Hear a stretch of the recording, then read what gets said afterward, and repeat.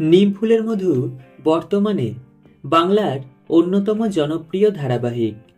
সৃজন ও পর্ণার chemistry দর্শকদের মন জয় করেছে। পল্লবী ও রুবেলের অভিনয়ে এই মেগা সিরিয়ালটি প্রায় 2 বছর ধরে ছোট পর্দায় রাজত্ব করছে।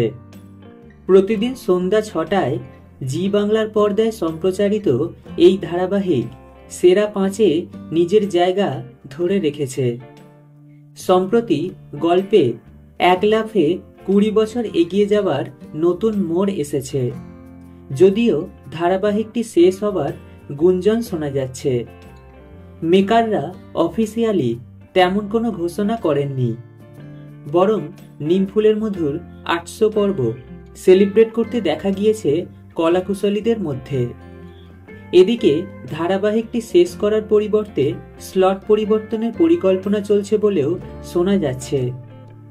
এমন গুঞ্জন দর্শকদের মধ্যে কৌতূহল আরও বাড়িয়ে দিয়েছে।